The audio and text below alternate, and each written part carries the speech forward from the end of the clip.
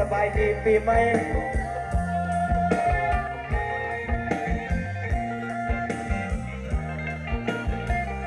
เห็นว่าอกคนบ่คือมีคนอกน้องลางสะท้อนบอกว่าน้องนั้นมีผู้บ่าวยับเมฆไหลซ้อนบ่คือคนนอนนอนนักเจ้าน้ำตาไหลยาวในข้าวเมฆไหลยังบนจังว่าฟ้าเอ้ยฟ้ามองลา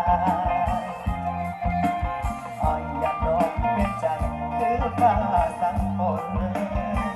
เห็นฟ้ายิ่งคิ้วไอ้แห้งเป็นห่วงหน้ามนเห็นฟ้าฝนเบิ่งคือคนอุ้มน้องไอ้แนมเป็นฟ้าอุ้มฝนคือจังมีคนมาอุ้มแฟน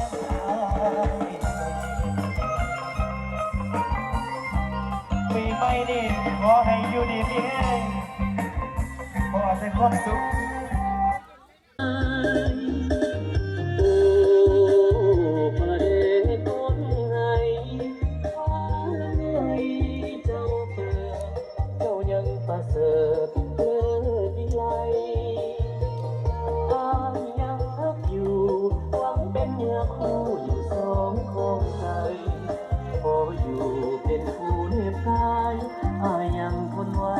ด้วยใจรักมัน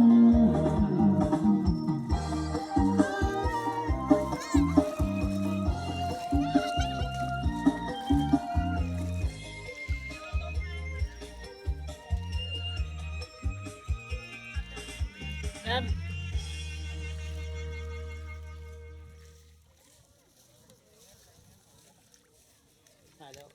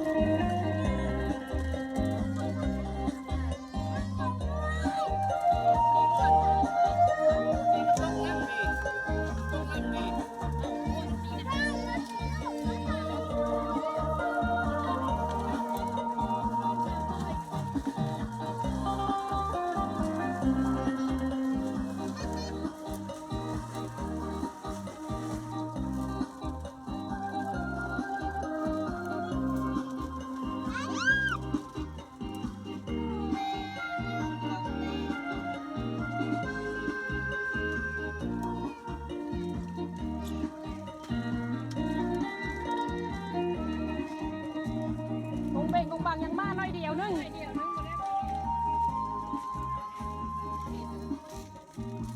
อยากมีผู้ใจคอยเนื้อคู่เจ้าอยู่บนใด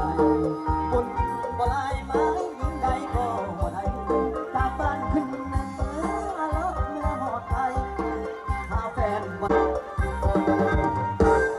เหลือใจแค่หาแฟนกับบ่มีมาเสียฟอร์มเขายังหนุ่มสำนีคนหักอยู่ใส่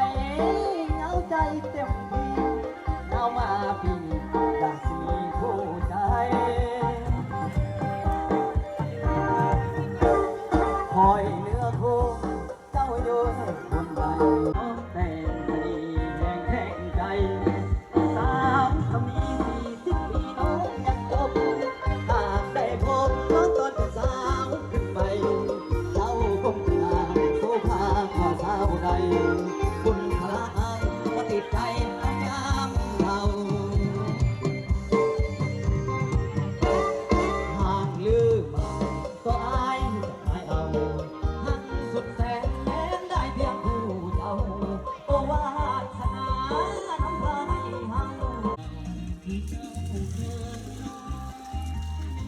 ติ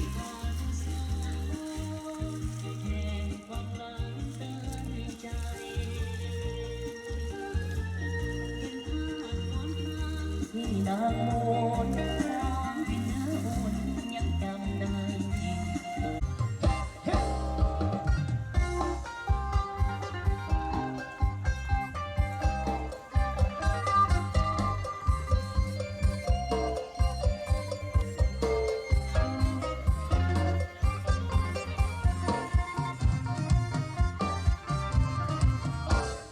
เหมือนบรรดาไทยคบผ่านสาวเท่าอายุเดา40ปลายไปยังแหงน้ำสำเภาสาวจำปากดินแดงยามน้องแต่งเสน่ห์แห่งแท่งใจสาวมี40ปีน้องยังจมหากไปพบน้องตอนเป็นสาวขึ้นใหม่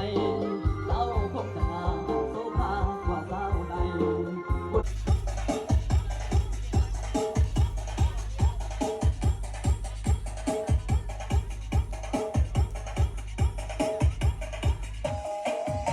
สวัสดีครับพี่ๆครับสวัสดีครับเพื่อนๆครับขอต้อนรับทุกท่านสู่ความมันความสุขสนานนะครับแล้วก็สำหรับชั่วโมงนี้ครับอยู่กับผมดีเจเชลไข่เค็มนะครับดีเจที่หน้าตาไม่หล่อฮะแต่ว่าอร่อยทุกคำ วันนี้มาพร้อมกับ8โคโยตี้สาวสวยคนโสดหน้าตาดีเชิญหน้าเวทีเลยครับผมกระชับกระเฉงกระชุ่มกระชวยกันหน่อยครับ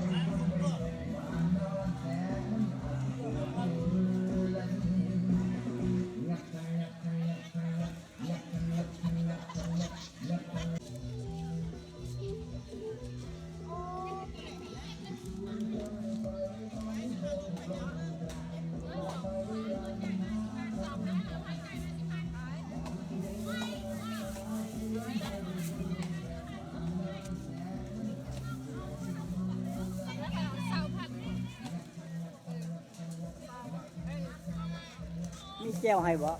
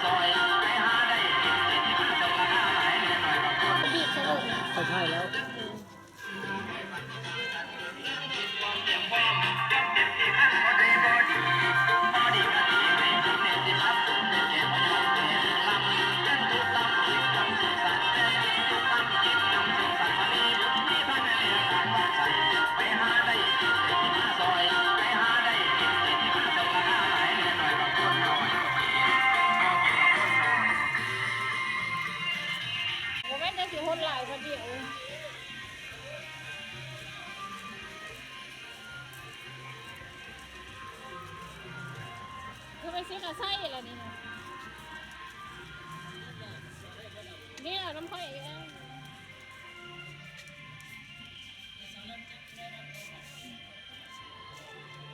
เบิ้งอันนี้ละท่ายูสีแดงเก็บเจาะอยู่แล้วบีบสรุป เขาใช่แล้ว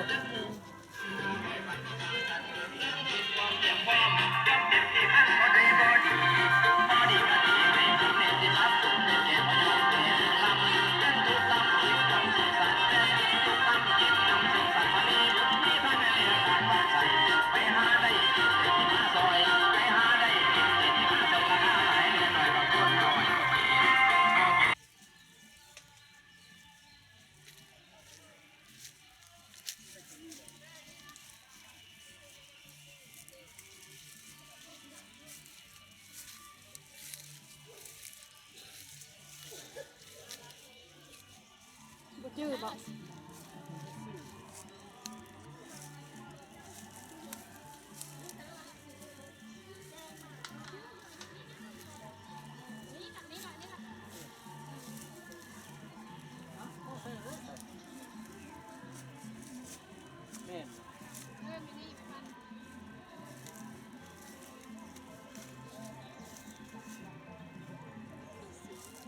วี่นะทางเสือทางเทียนชื่อเห็นที่สั่นเล่นกับลุงสิงห์นะแม่